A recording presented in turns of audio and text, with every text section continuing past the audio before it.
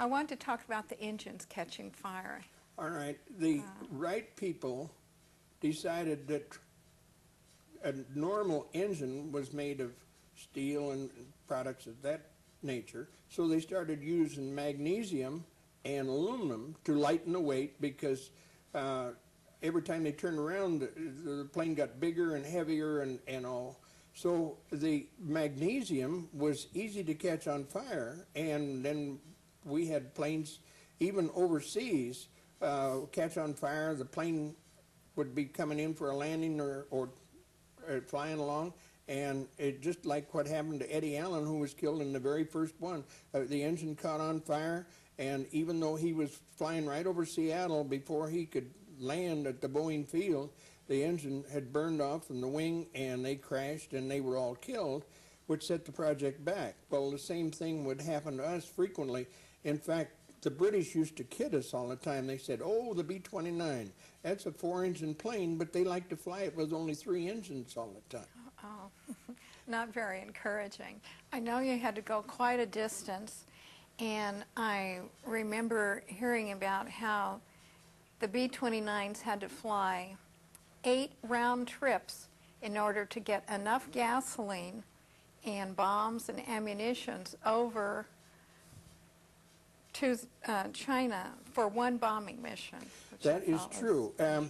And sometimes we could cut it down to 6 round trips using the B-29s as freighters, and later on we were able to bring in 100 B-24s, which were stripped, and we called them the C-109s, or the Sea Crash Boom, because they did blow up a lot trying to haul material and gas and oil and so forth, supplies from India. Now, see, we had 4 bases about 80 miles west of Calcutta, and they could bring in our oil and gas and bombs and supplies by ship, whether it came by the Atlantic Ocean or the Pacific Ocean. Here we were on the wrong side of the world, just on the other side.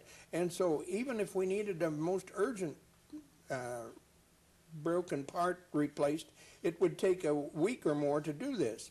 And again, as you mentioned, we were wearing out the B-29s flying the Hump. Now, the Hump, as you may have heard... That's what I want to hear about, that Hump. Yes. Well, it was about a 1,200-mile stretch between India and China.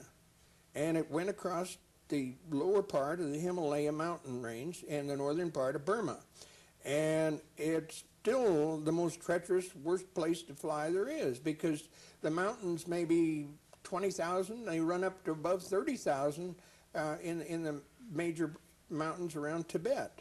And in the early days, when the poor ATC people were trying to fly the C-47s and C-46s, the Japanese would fly fighters from their Burma or Bangkok or Vietnam airfields and attack them.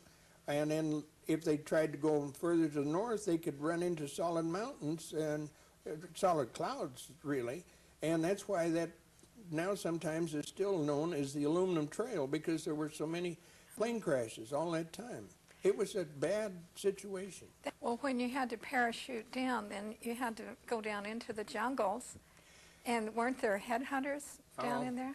We had a lot of friends who had misfortunes, because if you lost an engine in a C-109, the converted B-24s, you just had to bail out right then. Now, in a B-29, we could usually go along on 3 engines and get back to either India or China and all. But we have several friends, and I was lucky not to be one of those who had to bail out over the Hump. And of course, these people had never seen Americans or white people, and some of them were headhunters, the Lolo tribes, and there were a lot of Gurkhas and other natives, and some would respond to our signs that we had on our flying jackets or pamphlets we could pass out or money, but most of them would trade for opium or something like that. Some rescued us and some didn't.